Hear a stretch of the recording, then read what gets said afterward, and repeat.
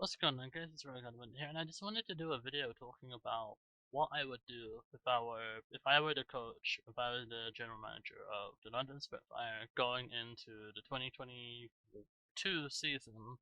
Um, as you can see, we have the Wikipedia page pulled up here. I'm going to talk through some changes I would make. And yeah, just saying what I would do if I were in charge of the Spitfire. As being a Spitfire fan, being somewhat of an armchair analyst, I guess, at this point, I just wanted to give my opinions on how we've been doing, what we're doing right, what we're doing wrong, some replacements, some maybe backups, maybe some trades that could possibly happen.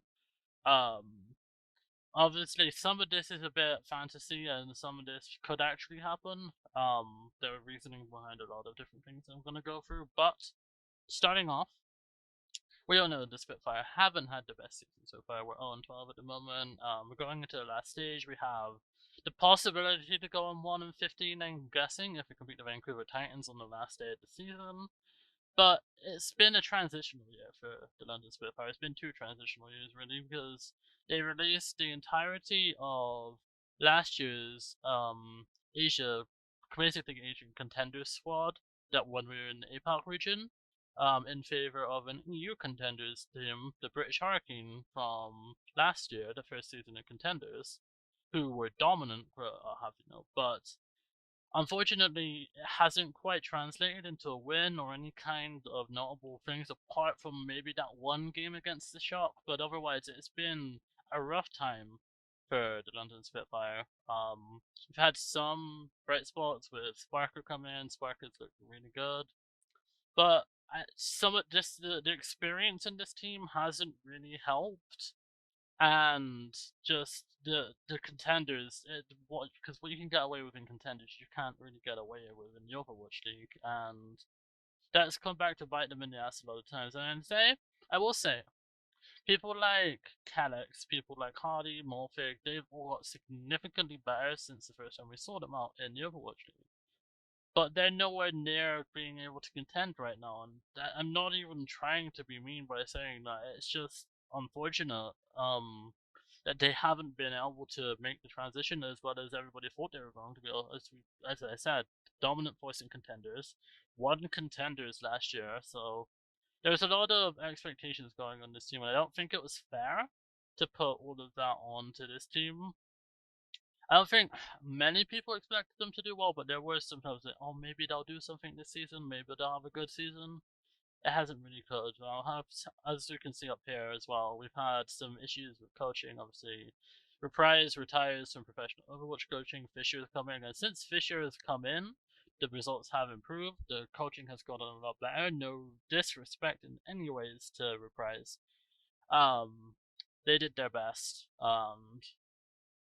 Yeah, this is how it goes sometimes. But going in, going into the 2022 season, what would I change about the current London Spitfire team? Well, nothing. I don't think really there's maybe one player that I would trade, but at the moment I think you stick with this team and you develop them and you keep them, because Cloud9, as you can see, we'll go down here. Cloud9 have an issue of selling their best players. Obviously, lists are going to the Shock.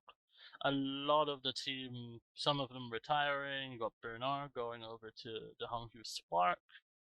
Obviously, I'm guessing that things like Bernard were because the Spark were located in the same region that the Spitfire were located out of when they were in APOC last year. So there's that. And obviously, we all know this is our closer Bird Ring, Prophet, Gesture, Fury leaving. Then in 2018, Rascal leaving. There have been a lot of departures from this team since the first win, really, the first stage win that we had, and then the first championship we had in the inaugural season. Um, so going into who I would definitely go and look at this team, the British Hurricane. Um, and well, what would I do? Now, obviously, Hybrid's already on a two-way contract. We keep that going. So is Sparker, and so is Shax. I don't think you get rid of any of those players. But what I think you do is I think Howled gets promoted to the Spitfire to be a backup for Hardy if Hardy maybe isn't working out or if Hardy's just having an off day. You bring in Hal. You bring in Hal on a two-way contract, and Hardy on a two-way contract, so they can interchangeably do that, and we can have these off tanks going in. These main tanks being interchangeable, so that we have more of a backup, and we're not just stuck playing one main tank or one tank in general. Another thing I would do is I would bring, I don't know how to pronounce it, but Scaripa. I believe that's how you pronounce it, the flex support, and I would also put them on a two-way contract with Reaper. Reaper has been up and down on his Baptiste role. He's not been the greatest on the Baptiste. Sometimes he dies at the start of fights when you really need him alive. Calyx I would keep. Calyx has been much improved on the Lucio. Whatever main support role he's been asked to play, he's done it fairly well, and he's done a fairly good job about it. I would, but I think Reaper needs that little bit more time going down back and forth between contenders and the Overwatch League just to get kind of more acquainted. But yeah, I think those are the two for the British Hurricane that I would add in. Speaking of things that I would add, there is one person I would add, and that is from the Philadelphia Fusion. So, as you know, Philadelphia Fusion have been in the APAC region this year, and there is one player that I think maybe doesn't quite fit in on the team with how it's operating at the moment, and that would be this man. This is something that I've kind of seen. Just going through that, maybe people think, yeah, maybe this is a good idea, and I kind of agree. So we have EQO here now. Yes, do the Spitfire even earn enough to like 346,000 EQO? Yeah, it's gonna take a lot of money, and if they're willing to do it, then bringing EQO could very well make a difference. Yes, he hasn't had the best year on the Philadelphia Fusion, but going in on the Philadelphia Fusion, I mean, look at this roster. You got people like Carpe and Rascal on the team. How are you expected to compete with this Shockwave on a two-way, obviously, with the Fusion Academy? But I would bring in EQL.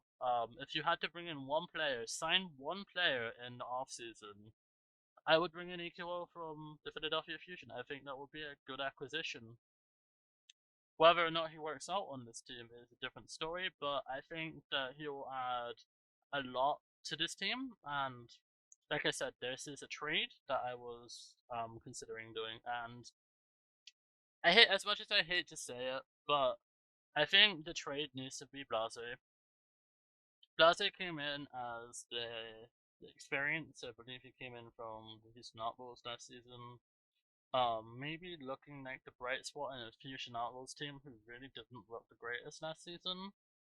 And he's not really fit in well with the London Spitfire.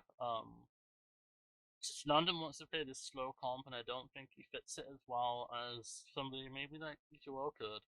And so I'm proposing that potentially you do a swap. So you do Blase and swapping over for EQO. Whether or not this is something that's viable or not, like I said, this is pretty much my fantasy pick, but yeah, it's hard. Obviously, Blase is a lot cheaper of a player than EQO. EQO obviously being about 100,000 to ring in, which is a third, a third of the Spitfire's total earnings. Um, but it's just, what do you do really if you're in the case of the London Spitfire and you have this influx of DPS players? We have 4 DPS players and only 2 tanks and 2 supports. So I really think that we need to bring in maybe Hell, Skiparia, maybe even put all of them on a two-way and just have 2 teams that are on 2 ways. I don't know if there's a limit on 2-way contracts that you can have in the league, but if it's possible, just interchangeably put between these 2 teams. I know it may cause a little bit of contention, but I don't know. It's just something I think that needs to happen, and obviously losing Bastola before we could even promote him was unfortunate. He's been doing very well on the Paris Eternal. I'm happy that he's doing very well on the Paris Eternal. He deserves to do well. But yeah, it's a case with the London Spitfire where Cloud9 rarely ever wants to invest in this team. As you can see by the two contenders teams that we've had from the past 2 years. And you, I think there is a chance that you could bring in somebody like EQO. They have the earnings, and especially if you're doing a swap deal with somebody like Plaze, give him a new chance to shine on a different team that maybe could use him.